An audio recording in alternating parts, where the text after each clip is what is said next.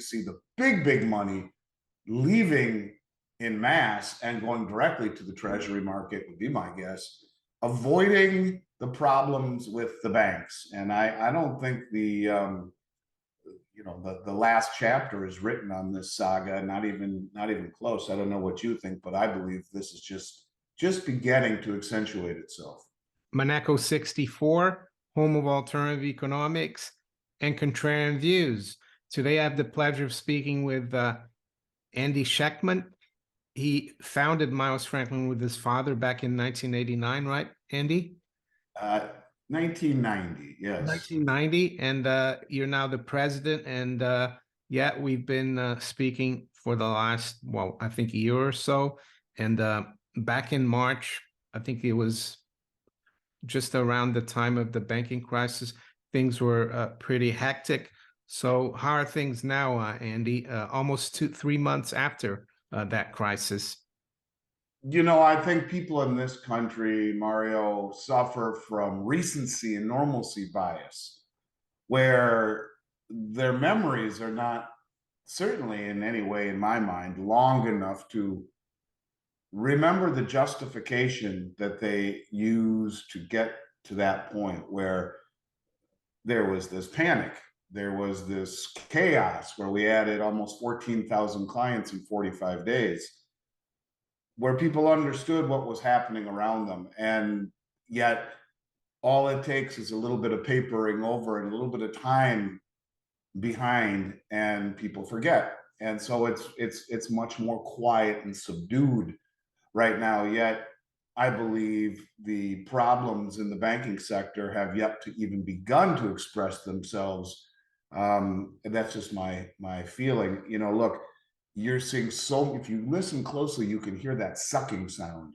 And that sucking sound is the Federal Reserve sucking money out of the regional banks with interest rates on their treasuries north of 5%, where in a regional bank, the best you'll do right now is under 5% in a 1-year CD in a bank that Janet Yellen told us more likely than not will not be bailed out, unless, of course, the FOMC, the FDIC herself, and the president agree that the bank in question is too systemic and must be bailed out. Otherwise, you're an unsecured general creditor. And anyone who would leave their money in a regional bank in the United States that has bailout risk, or bail-in risk rather, and the best return that you're going to get is less than what you can find in a treasury or in a money market with daily liquidity, and you have to be locked in a CD for a year, you're out of your mind.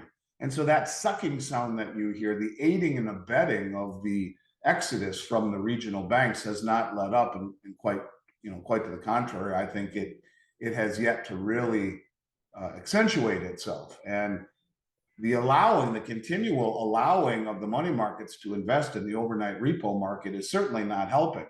So on one hand, you have the money markets, which have reached record like $5 trillion in deposits. You have the ability by these institutions to invest in the overnight reverse repo market by the Fed. But on the other hand, you have the big commercial banks that are supposedly where everyone is going. You see the big money leaving in mass and going directly to the treasury market, would be my guess, avoiding the problems with the banks. And I don't think the last chapter is written on this saga, not even close. I don't know what you think, but I believe this is just beginning to accentuate itself. Yeah, here in Europe, especially the UK, we haven't seen this banking crisis rear its ugly head, except for SVB, the UK arm that was bought, I think, by HSBC for $1. But apart from that, the normal big banks in the UK are okay for now. We don't have many banks left. We only have like 5 or 6 big banks, and the rest, really, you can count maybe on your two hands. I think that's the playbook for the US ultimately. Yeah.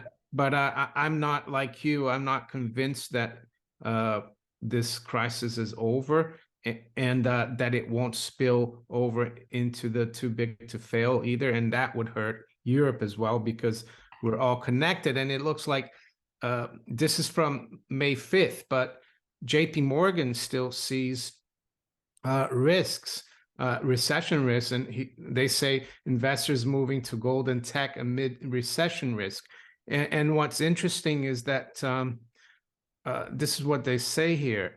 The US banking crisis has increased the demand for gold as a proxy for lower real rates, as well as a hedge against a catastrophic scenario, they wrote. So they don't even think that what we saw in March was catastrophic. They're still waiting for it, it seems. I know they're not saying it's going to happen for sure. And the other thing that's interesting, they say that institutional investors and central banks, as we know, they're continuing to buy gold. They're flocking into gold, it says here. But retail investors apparently are more interested in Bitcoin for now. So I find that really interesting. And I find that sentiment, I think, for gold and silver are really low right now. How do you see it? And how is that being reflected in your business at the moment? Look, Bitcoin's done very well. You know, the old saying, "What have you done for me lately?" It's done well this year, and there are a lot of people who just believe that is the place to be. I understand that. I mean, I get it. I think that, you know, you look at the smart money, the big money. You don't see the central banks loading up on Bitcoin. You certainly see retail investment, no question about it, and in a asset class that has maybe been the best performing over the last several months. I get it. You know, people are certainly still enamored with Bitcoin. You know, the retail public, the retail market is the reason so few people are ever successful in investing is they follow the herd. But if you look at what the big and the smart money has been doing methodically for quite some time now, they have been accumulating gold and silver. And if you look at the drawdown of all of the exchanges, look at even the Shanghai Gold Exchange, the biggest one-day drop or delivery in silver in the history of that market since they've ever been allowing silver to be traded. You look at what's happening on the LBMA, gold and silver are falling, you know, to ridiculously low levels. Look at what's happening on the COMEX, the exact same thing. Look at the backdooring out of the ETFs, the exact same thing. The most sophisticated investors on the planet are using price suppression on COMEX in the Western markets to drain the exchanges so that that article doesn't say that gold being the best performing asset of 2023 is attracting all of the attention. This is the playbook that they've been writing for a very long time. Andy, could you tell us a little bit about the specials you have at the moment for gold and silver?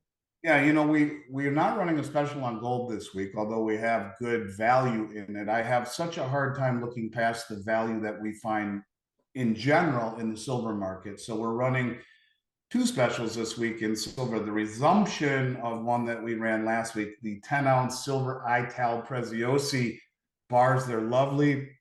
They're a great price. And also for those people looking for something that gives you greater utility in silver. A lot of people think that maybe someday they'll be trading with their silver or have questions about the potential for doing that. We have some 1/4 ounce 2023 Noah's Ark silver coins. The 10-ounce bars, by the way, are $3.49 an ounce over the price of silver. The 1/4 ounce Noah's Ark coins are $3.25 per coin over the price of silver. They're higher premium coins, but fractional silver always costs more money to buy from the refineries and the mints. These to me are a great choice for those people that want to have something that gives them great utility without buying the pre-65 junk silver that has ridiculous premiums right now. It's something I like an awful lot. Yeah, so if you are interested in those, make sure you go to the description of this video, contact Miles Franklin, and tell him that Mario or Maneko64 sent you. That is exactly right. Our new website is up. We are still tweaking some things regarding United States sales tax in about 8 states. So we're not delivering in some of those states at this point until that software is plugged in. We hope it to be plugged in the next few days. The special for the quarter ounce coins, you need to reach out to us. We don't have the quarter ounce coins on the site at this moment. And if we do, they're different price. So reach out to us on the quarter ounce Noah's Ark, info@milesfranklin.com. Mario sent me, you can get a price list for larger orders because the website only goes up to $10,000. If you want to spend more, ask us. We'll send you a current price list.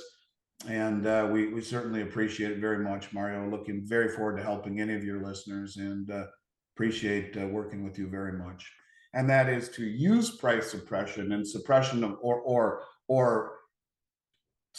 not suppression, manipulation of rhetoric to allow them cover for their de-dollarizing into their preferred asset class, and that's gold and silver. And when you see the most sophisticated investors on the planet, you know, we can say they have the biggest money, the central banks, but they know the playbook and they're closest to the information. And they're the ones that are massively accumulating precious metals. That gives me the conviction that the rhetoric, the narrative that we see about Bitcoin, as an example, it's misdirection. It's misdirection to me. And so, you know, I understand price action in this industry is something that is very disappointing from time to time. It's something that is very counterintuitive and exasperating. But take a step back and ask yourself, if price was really indicative of value, then why are the exchanges being bled dry? And I want to just reiterate, when you pull this metal off of an exchange, two things are in place. Number one, it is very difficult to do. I mean, within the meaning of that sentence. I mean, it's not easy to pull metal off of these exchanges. It's sophisticated, and it takes either a very sophisticated trader doing it or a good amount of effort. And number two, more importantly than the level of sophistication it takes to withdraw metal from the LBMA or the COMEX or the Shanghai Gold Exchange, it also loses the industrial liquidity component. And so when you talk about metal being yanked off of COMEX or the LBMA, when there are industrial buyers, Samsung or Tesla or Sony or whatever it is, whatever entity says, well, we want to buy those bars from you at a big premium right now, as long as they're on the exchange and already, you know, assayed, we'll take them. When you pull it off the exchange, you've lost all industrial liquidity. And then where are you going to store this stuff? So it's a one-way ticket is what I'm getting at. So yeah, I think the drawdown from the exchanges, where, you know, we have under 30 million ounces in the registered category on COMEX right now, but if you look over the last 2 months, there's been over 230 million ounces of silver in exchange for physical delivered off the LBMA. So you have these clues, if you look closely enough, that the most sophisticated, well-funded, well-informed traders on the globe are using this environment of underperformance and counterintuitive price action in the metals, and the public's being enamored with things like Bitcoin to continue their bleeding dry of the world's supply of metal. So yeah, Mario, I think that price is the greatest tool of misdirection, and this is exactly what the sophisticated money has used for a long time to run cover for their accumulation. So yeah, I understand what you're saying, and I understand that people love Bitcoin, but to me, you don't see the central banks of the world loading up on it. Well, I agree with you. I mean, I looked at Bitcoin first back in 2011, and the white paper and what it meant was almost like it was written for gold bugs and people who believe in sound money. So I think it has been a huge distraction away from gold. And I'm not slagging or off Bitcoin. It will probably do better than the fiat dollar, but against gold, I'm not sure, because it doesn't have it's so volatile compared to gold that it's not really a stable store of value. And you said we need to look at the bigger picture, and you probably seen this already. Incrementum in Gold We Trust, they came out with their 2023 issue. And I always like to look at this gold performance since 2000 in various currencies. And I mean, it just goes to show that gold, I mean, it makes even more sense what you said there, misdirecting people. They don't want people to protect themselves. I mean, look at it in dollars, it's gone up 9.3% since 2000 every year, not just in total. Euro 8.9, pound 10.6. I mean, look at the yen. It's one of the worst performing currencies at 10.4. So yeah. You know, if you ask people, Mario, even sophisticated traders, if you ask people who watch your show, if you ask people who watch me, they might get it, but I doubt it. Most people, this is how successful the cartel is at controlling price and rhetoric. What has, what percentage has gold gone up over the last, 25 years annually? And no one would say 10% per year. Nobody. No. And yet it's the tortoise, not the hare. And people are want to know, what have you done for me lately? People want double-digit returns all the time. That's what kind of we've fallen into this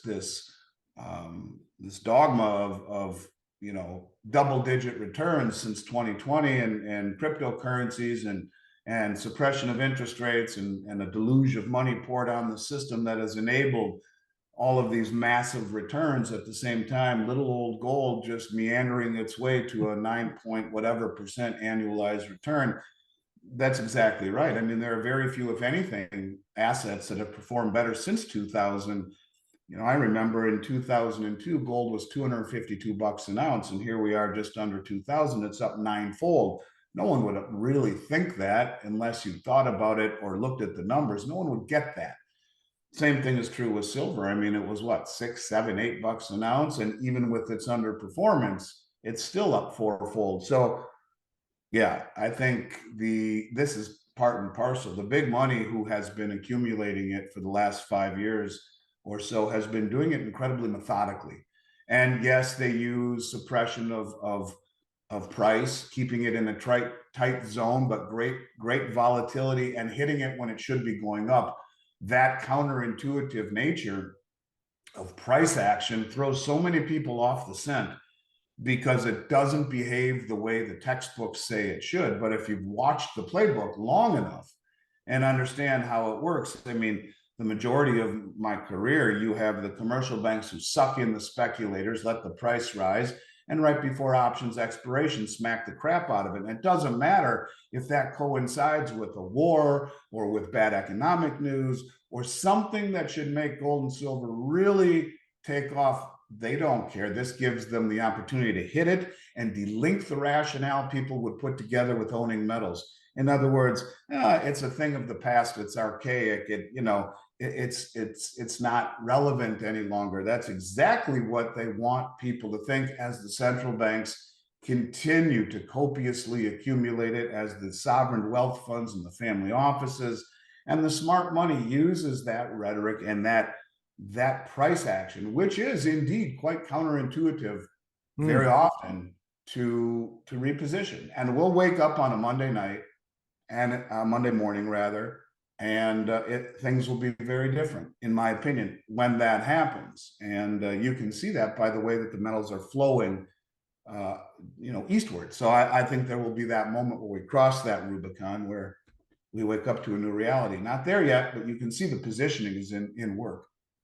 Yeah, the other point I wanted to make about this scorecard for gold in different currencies is that it totally destroys this fallacy that a strong dollar means a weak gold price. Yes, it might happen.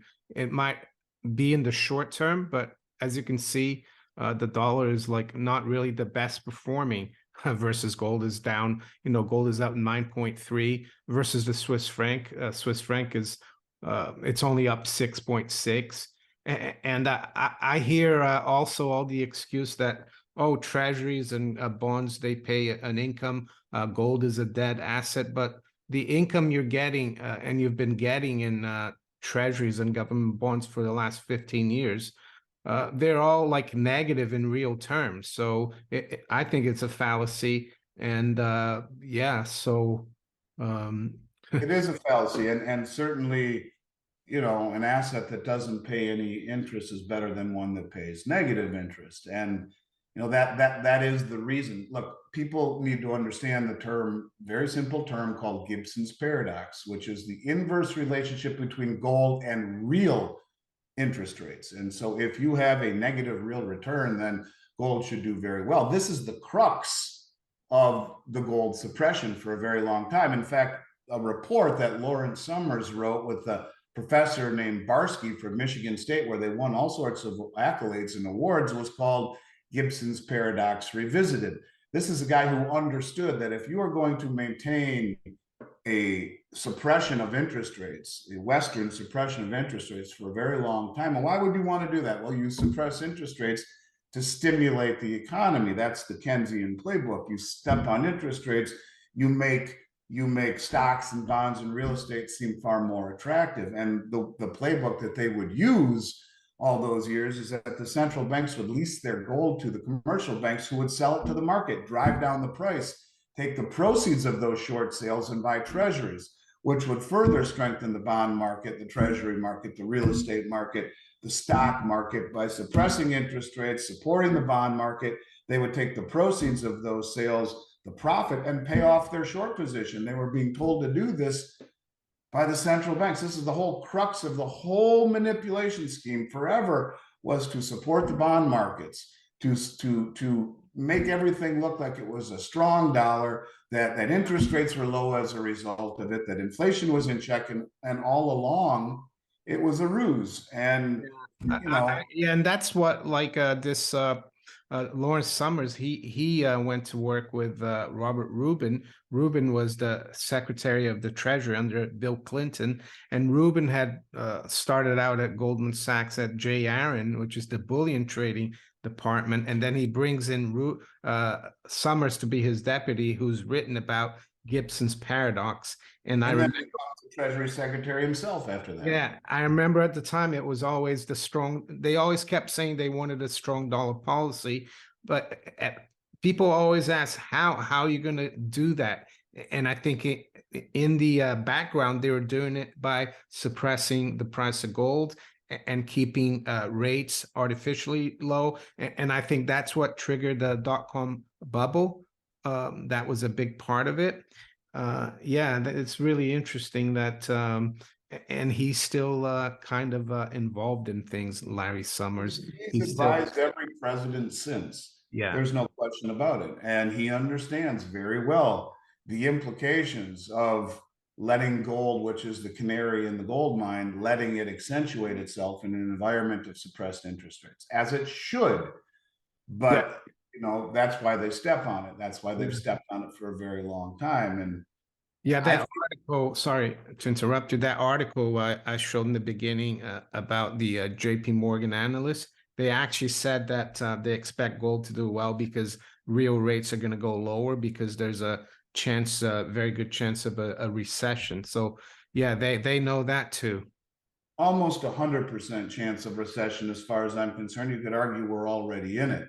And then you throw into it high levels of inflation, unemployment that is starting to go higher, as 70 major corporations in the retail space have already gone under, and many more on the horizon. You're talking textbook stagflation, maybe even down the road hyperstagflation. We've been talking about this for a very long time. Higher prices. characterized by, higher taxation and lower growth, and this is not a good environment to certainly to be in. Um, I think things are going to start to get much tougher, and this is all going to have effects on the banking system. And I think it's important to mention, and I'm not sure if I mentioned these two people to you last time, but Lael Brainerd, I think we've talked about, and the other is Jared Bernstein.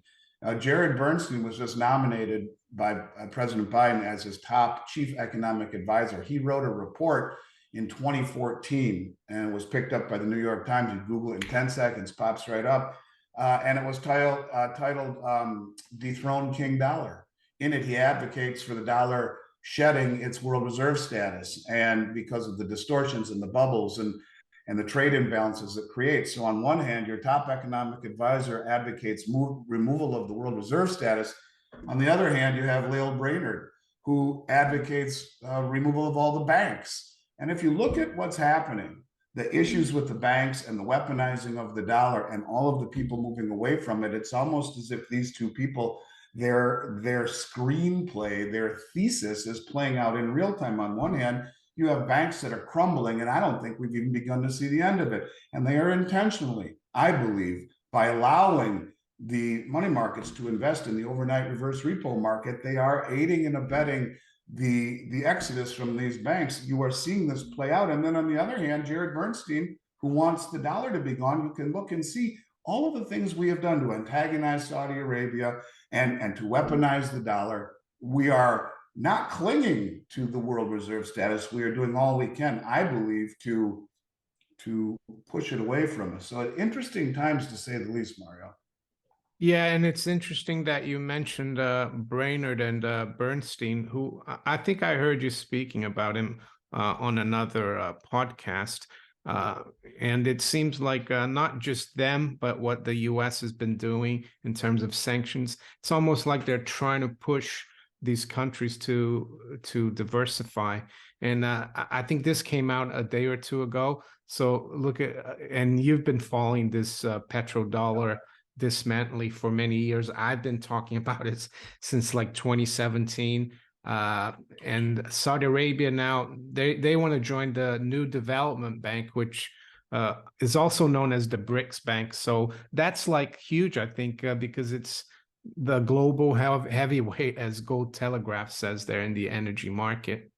Yeah, for sure. And United Arab Emirates already signed up with them. And look at the countries that China's getting into bed with. You have, besides Russia, you have Venezuela, UAE, Oman, Bahrain, Qatar, Kuwait, and Saudi Arabia. Do you see a common denominator there?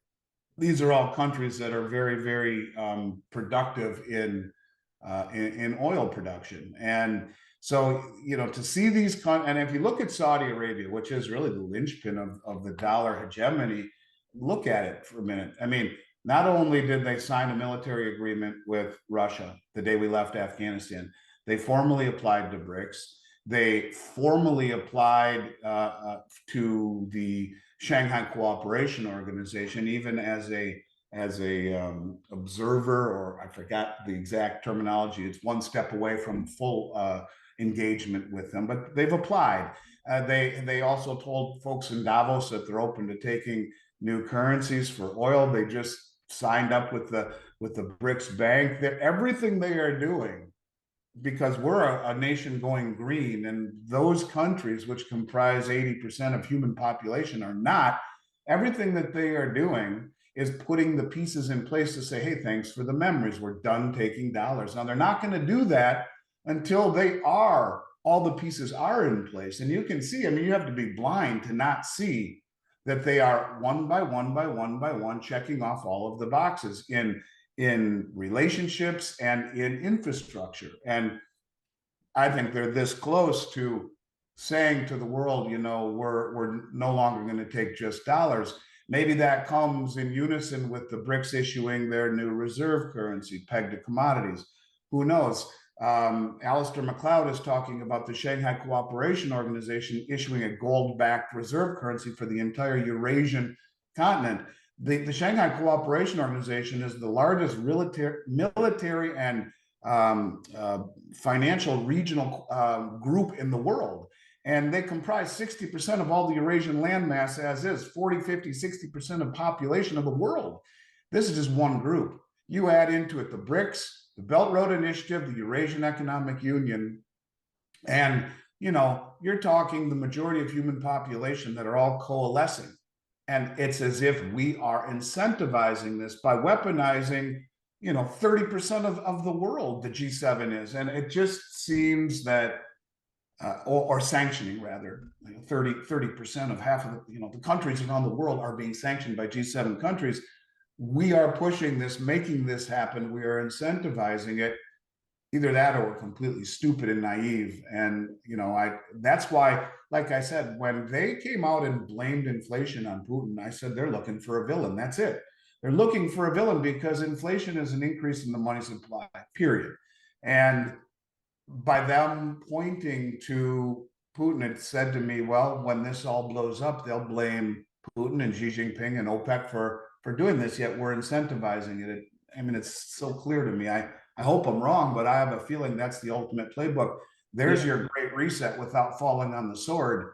There's your almost sorry, central bank digital currency. Yeah, so yeah, it's almost as if they know they have to do this because the U.S. has so much debt that the debt has to be written off, and what better way to do it than to blame it on other people, not on the fact that the Fed has been printing money for for the last 15 years. The Treasury's been borrowing like a drunken sailor.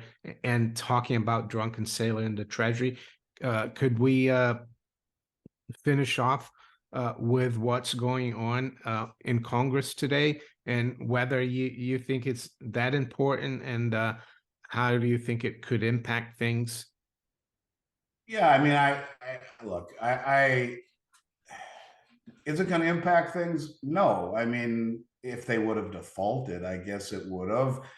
I think that to me, it's pathetic that supposedly the most prosperous, advanced economy in the world continues to find themselves in this position.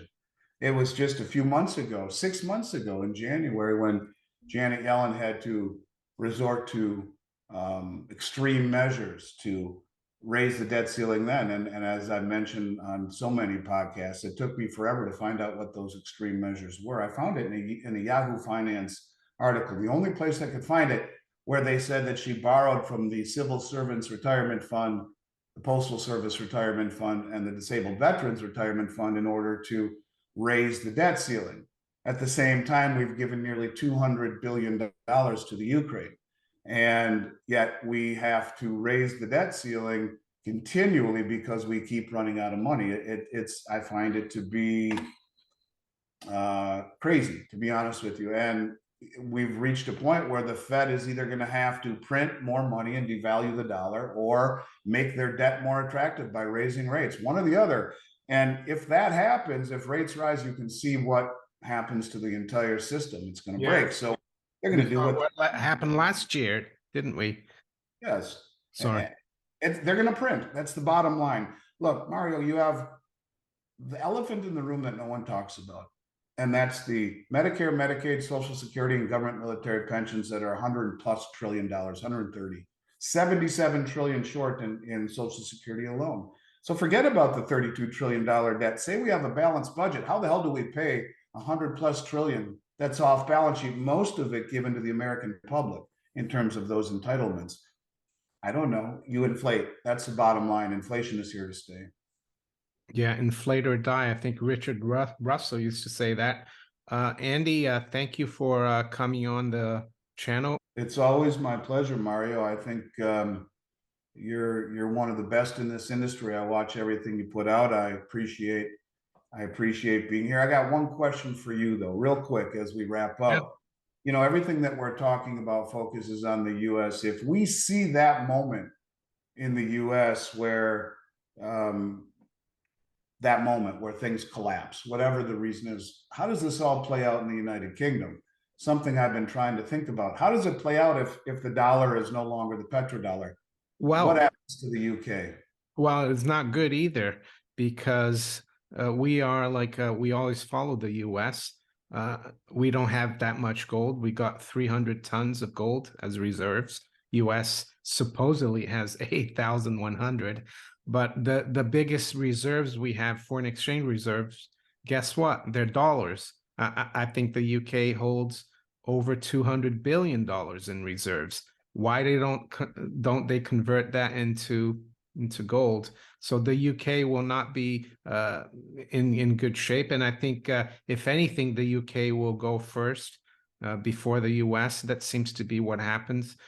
We saw that last year in September, October. We had that gilt market collapse, and the defined benefit pension system almost imploded. And then 6 months later, in March, we had the crisis in the US. So if anything, keep an eye on the UK, because a lot of times when you know what hits the fan here, you will find that it will hit the fan in the US later on. So it will not be an alternative for US investors to come to the UK. I think they need to stick to gold and silver. I understand. Well, if that happens, Mario, I have a room for you here in Florida. We can play golf until the world implodes, and you feel free to come this way if that ever happens. But thanks for having me. I always appreciate it, and I look forward to jumping back on with you, hopefully not too long down the road. You're welcome, and thanks for coming on again. Thanks, Mario.